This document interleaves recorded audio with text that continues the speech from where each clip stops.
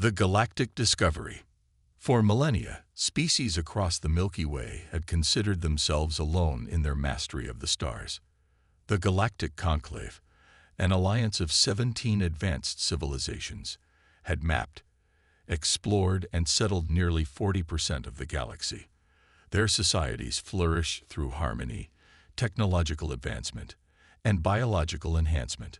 War was a primitive concept, studied only by their historians as a regrettable phase of evolution that all intelligent life eventually outgrew. Commander Velateric stood on the observation deck of the Earth ship Audacity, watching as the massive conclave diplomatic vessel entered orbit around Jupiter. At 42, her weathered face carried the scars of humanity's own conflicts: the Mars Rebellion, the asteroid belt piracy wars, reminders of humanity's complicated relationship with peace. Unlike their galactic neighbors, humans had never fully abandoned warfare, merely redirected it. "They're early," remarked Science Director Eli Hassan, joining her at the viewport. His dark eyes reflected the gleaming silver hull of the alien ship. "The Conclave is known for their precision. Something must have happened." Vela nodded. "The transmission mentioned an urgent matter that concerns all sentient species. Whatever it is, it was important enough to bring 17 alien ambassadors to our doorstep." Earth had only achieved faster-than-light travel 30 years ago. Their expansion into nearby star systems had been cautious, methodical, until a deep space probe detected the energy signatures of the Conclave 3 years prior. First contact had been peaceful, if tentative. The Conclave viewed humans as curious primitives, still in their technological infancy. "Commander Tarek," the ship's AI announced, "the Conclave delegation is requesting immediate transport to Earth Council headquarters." 6 hours later, Vela and Eli sat in the chamber of the United Earth Council as Ambassador Kryla of the Conclave addressed the assembly. Standing nearly 8 feet tall, with iridescent blue skin and 4 symmetrical arms, the Thalaxian moved with unsettling grace. "We have encountered a threat beyond our comprehension," Kryla's translator device conveyed, the melodic tones of her native language underlying the words. 3 months ago, our outposts in the Sagittarius Arm began going silent. Investigation teams found only ruins, colonies wiped out with surgical precision. Holographic images appeared above the chamber floor: devastated worlds, shattered space stations, and countless bodies. The council members shifted uncomfortably in their seats. "We call them the Sentinels," Kryla continued, "an ancient species thought to be extinct. Their technology surpasses even our most advanced systems. They appear to be awakening from some form of suspended animation, reclaiming territories they once controlled millennia ago." "And what does this have to do with Earth?" asked President Amara Chen, her voice steady despite the disturbing images. "We're hardly in a position to offer technological assistance to the Conclave." Kryla's large, multifaceted eyes blinked slowly.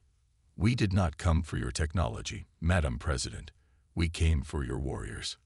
A murmur rippled through the chamber. "The Conclave has lived in peace for so long that we have forgotten how to fight," Kryla explained. "Our species have evolved beyond aggression. We have no standing armies, no battle strategies, no weapons designed to kill.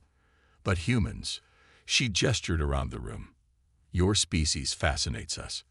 You've maintained military forces even as you've advanced. You study warfare as an art form. Your entertainment glorifies combat. Your history is written in conflict." President Chen frowned. "Those aren't exactly qualities we're proud of, Ambassador." "Perhaps not," Kryla acknowledged, "but they may be qualities that save us all. Our analysts have been studying human military history since our first contact. Your adaptability in battle, your ability to function under extreme stress, your capacity for what you call tactical thinking, these are traits the Sentinels would never expect from a spacefaring civilization." Eli leaned toward Vela. "They want cannon fodder," he whispered. "No," Vela replied quietly. "They want something worse. They want generals." The conference lasted 3 days. The Conclave shared everything they knew about the Sentinels, their biological ships that could regenerate damage, their hive mind coordination, their methodical approach to conquest. In return, the Earth Council debated humanity's response. We could simply fortify Sol's system, argued Defense Minister Yoshida. This isn't our war. It will be, Vela countered during her testimony. The Sentinels are moving systematically through inhabited space. If the Conclave falls, we'll face them alone, without allies or intelligence. On the final day, the Council reached its decision. Earth would deploy a military advisory force to assist the Conclave, the first interspecies military alliance in known galactic history. Commander Vela Tarek would lead the mission, with full authority to implement human battle strategies against the Sentinel threat. As the Audacity prepared for departure, Eli found Vela in the ship's tactical center, reviewing Sentinel attack patterns. The Conclave sees us as savages, Eli said, sliding into a seat beside her. Useful savages, but savages nonetheless. Vela's eyes never left the display. Then they're already underestimating us. Good. What do you mean? The Sentinels destroyed 17 Conclave colonies without a single defeat. They're accustomed to facing technologically superior opponents with no understanding of warfare. We're about to introduce something neither the Conclave nor the Sentinels have encountered before. She looked up at Eli, a cold smile forming. Humanity. The journey to the front lines took 3 weeks, even with the Conclave's advanced propulsion systems. Vela used the time to train a joint human-Conclave task force. The aliens struggled with basic combat concepts, maintaining formation under fire, the psychological impact of casualties, the value of deception in battle. Your species evolved from pack hunters, explained Trill, a Volari scientist, with translucent skin that revealed fascinating neural structures beneath. Ours were mostly solitary gatherers or filter feeders. Coordinated violence is unnatural to us. War is unnatural to everyone, Vela replied. That's why we train. They arrived at Outpost Helios, the last Conclave stronghold before Sentinel-controlled space, a massive space station orbiting a red giant. It had been converted from a scientific research facility to a makeshift military headquarters. Thousands of Conclave ships surrounded it, their designs more artistic than functional. Rezik, the Conclave fleet coordinator, met them in the command center. His species resembled upright felines, with 6 limbs and reflective eyes. The Sentinels have established a blockade at the Cygnus crossing, he reported. Our supply lines to the outer colonies are cut. We've lost contact with 8 million citizens. Vela studied the tactical display. You've been fighting defensively, retreating each time they advance. Of course, Rezik seemed confused. We prioritize preservation of life. And how has that strategy worked so far? Rezik's ears flattened against his skull. We've lost 43% of our territory. Then it's time for a new approach. Vela turned to the assembled Conclave representatives. In human military history, we learned that against a superior force, you don't win by matching their strength. You win by exploiting their weaknesses. The Sentinels have no weaknesses, a Conclave tactical officer objected. Their ships self-repair. Their coordination is perfect. Their technology. Every enemy has weaknesses, Vela interrupted. And I believe I've found the Sentinels. They're predictable. They follow the same attack pattern every time. Methodical, efficient, and utterly lacking in creativity. She manipulated the holographic display, highlighting a small star system at the edge of Sentinel territory. This mining outpost, Carol IV, what resources does it produce?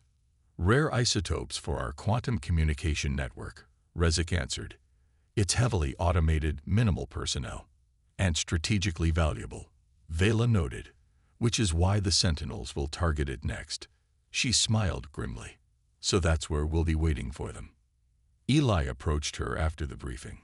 You're planning an ambush. I'm planning to introduce chaos into their perfect system, Vela corrected. The Sentinels have never faced an opponent who thinks like a human.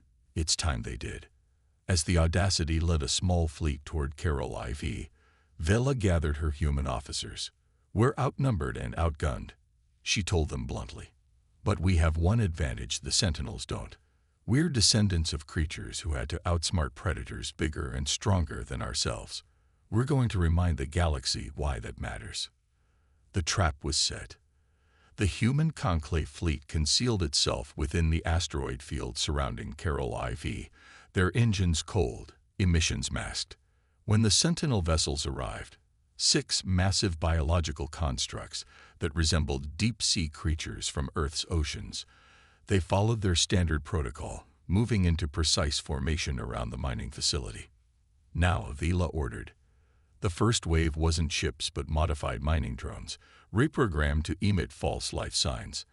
As they swarmed toward the Sentinel vessels, the enemy responded exactly as predicted, dispatching smaller hunter ships to intercept the apparent evacuation attempt. "Second phase," Vela commanded. The asteroids themselves began to move. Hollowed out and retrofitted with propulsion systems, they hurtled toward the distracted Sentinel fleet. Some were loaded with explosive materials from the mining operation. Others carried electromagnetic pulse generators designed to target the Sentinel's biological systems. The chaos was immediate and absolute. The Sentinel's perfect formation shattered as they attempted to evade the asteroid weapons. Their coordinated response faltered for the first time. "All ships, engage," Vela ordered. The human and Conclave vessels emerged from hiding, targeting the now disorganized Sentinel fleet with everything they had. The battle was brutal but brief. When it ended, 4 Sentinel ships had been destroyed, 1 captured, and 1 had fled. On the Audacity's bridge, a stunned silence fell over the Conclave officers. "First victory," Vela announced. "But the real fight is just beginning." The reckoning. Word of the victory at Carol IV spread through Conclave space like wildfire. For the first time since the Sentinel emergence, hope replaced despair. The humans, these curious, violent, innovative creatures, had accomplished what the Conclave's finest minds could not. Admiral Jackson Reed, newly arrived from Earth with reinforcements, reviewed the battle footage with Vela in the war room aboard the Conclave flagship Eternal Harmony, a name that now seemed painfully ironic. "Impressive improvisation," he acknowledged, his weathered face betraying little emotion. At 63, Reed had fought in every human conflict of the past 4 decades. But the Sentinels won't fall for the same trick twice. "They're already adapting," Vela confirmed. "Their attack patterns have become less predictable. They're learning. So must we." Reed gestured to the holographic display showing Sentinel territory. "Our analysts have been studying the captured Sentinel vessel. Their biology is unlike anything we've encountered, partly organic, partly synthetic, wholly integrated. Their ships aren't just vessels. They're extensions of the Sentinels themselves." Eli entered with Trill, the Volari scientist. "We've made a breakthrough," he announced. "The Sentinel communication system. It's not technological. It's telepathic." "Telepathic?" Reed's eyebrows rose. "Like a hive mind." "More complex," Trill explained, her translucent fingers manipulating the data tablet. "Each Sentinel is an individual consciousness, but they share information instantaneously across vast distances through quantum entanglement embedded in their neural structures, which explains their perfect coordination," Vela realized. "They don't need to transmit orders. They simply know them." "Yes," Eli confirmed, "but there's more. This communication has limitations. It requires concentration, especially at greater distances. When we disrupted their formation at Carol IV, we temporarily overwhelmed their network." Reed leaned forward. "Are you suggesting we can jam their telepathy?" "Not jam," Trill corrected. "Overload." For the next week, human and Conclave scientists worked feverishly to develop what they called a psychic shock generator, a device that would flood the Sentinel neural network with random data, creating the telepathic equivalent of a denial-of-service attack. Meanwhile, The Sentinels regrouped. 3 conclave worlds fell in rapid succession. The enemy was adapting to human tactics, becoming less predictable, more aggressive. "They're evolving," Reed observed during a strategy session. "Learning from defeat, almost as if they're becoming more human." Rezek finished, his reflective eyes troubled. The statement hung in the air, uncomfortable but undeniable. The very qualities that made humans effective warriors, adaptability, creativity, ruthlessness when necessary, were being mirrored by their enemy. "Then we need to be more human than they can possibly imagine," Vela decided. "We need to do something so unpredictable, so contrary to logical strategy, that they can't possibly anticipate it." Reed smiled thinly. "You're thinking of Operation Thunderclap." "I am." The plan was audacious to the point of insanity. While the Conclave fleet engaged the Sentinels at Proxima Station, drawing their main force into battle, a small team would infiltrate what intelligence suggested was the Sentinel Command World, a planet deep in their territory where the eldest of their kind directed the war effort. "This is madness," protested Ambassador Krayla when the plan was presented. "You're proposing to take our flagship, our most valuable vessel, directly into enemy territory." "That's exactly why they won't expect it," Reed explained patiently. "In their position, no strategist would risk their command vessel. It defies logic. It defies sanity," Krayla countered. "Precisely." Vela smiled. "And that's our advantage." The mission was approved, though many Conclave representatives registered formal objections. The Eternal Harmony would be commanded by Reed, while Vela led the ground team to deploy the psychic shock generator on the Sentinel homeworld. As preparations continued, Eli found Vela in the ship's observatory, staring out at the stars. "There's something I haven't told the Conclave," he said quietly, joining her. "Something about the Sentinels." Vela turned to face him. "What is it?" "The DNA samples from the captured vessel. I've been analyzing them." He handed her a datapad. "There are markers, familiar markers." She studied the screen, her expression darkening. "This can't be right. I verified it 3 times. The Sentinels share approximately 15% genetic material with humans. Not current humans, but ancient ones, as if they were engineered from human stock, long ago." Vela felt a chill run through her. "You're saying—" "The Sentinels might be our descendants," Eli confirmed, "or at least created by our ancestors. Perhaps an ancient human civilization reached the stars before us, created these beings as weapons, and then fell. Does anyone else know?" "No, just us." Vela was silent for a long moment. "Keep it that way. For now." The Eternal Harmony departed 2 days later, its massive form gliding silently away from the Conclave fleet. Using technology borrowed from the stealth systems of Earth's submarines, they had modified the flagship to mask its energy signature, making it nearly invisible to Sentinel detection systems.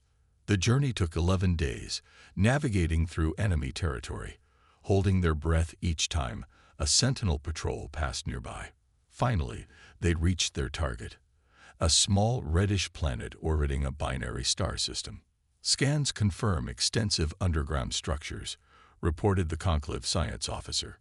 "Life signs consistent with Sentinel biology. This is their nexus." Reed turned to Vela. "Your team has 12 hours to deploy the device and return. After that, we begin extraction, with or without you." "Understood." She checked her tactical gear, a blend of human military equipment and Conclave technology. Her team consisted of 6 humans and 4 Conclave volunteers who had shown particular aptitude for combat training. They descended to the surface in a modified shuttle, landing in a rocky canyon several kilometers from the main Sentinel complex. The red dust of the planet swirled around them as they disembarked, the twin suns casting double shadows across the alien landscape. "Like Mars with bad lighting," muttered Sergeant Lopes, adjusting her environment suit. They moved quickly across the terrain, guided by satellite imaging provided by the Eternal Harmony. The Sentinel structure loomed before them, a massive pyramid of what appeared to be living metal, pulsing with internal light. No external guards, Vila observed. They don't expect visitors. Or they don't fear them, countered Kirak, a Phylaxian engineer. They located an access point, a membrane-like structure that resembled an airlock. Kirak applied a genetic key developed from the captured sentinel tissue samples, and the membrane parted, allowing them entry. Inside, the structure was alive. Corridors pulsed with bioluminescent light. Floors seemed to respond to their footsteps, adjusting firmness and texture. The air was thick with an ozone-like scent. Life signs ahead, whispered Lopes, checking her scanner. Many of them. They froze as a sentinel rounded the corner, 9 feet tall, with an exoskeleton of living metal and multiple appendages that seemed both industrial and organic. Its head swiveled toward them, compound eyes glowing with internal light. For a heartbeat, no one moved. Then the sentinel tilted its head, as if confused. It doesn't recognize us as a threat, Eli realized. Their telepathy. They've never encountered humans directly before. We're outside their experience. The sentinel approached, appendages extended in what might have been curiosity. Vila raised her weapon slowly. Wait, Eli cautioned. Let me try something. He stepped forward, palms open, and projected a single thought as strongly as he could. Peace. The sentinel recoiled as if struck. Its compound eyes flickered rapidly. Understanding came a response in Eli's mind. Not words, but concepts, impressions. Return. Lost. Found. It's trying to communicate, Eli gasped.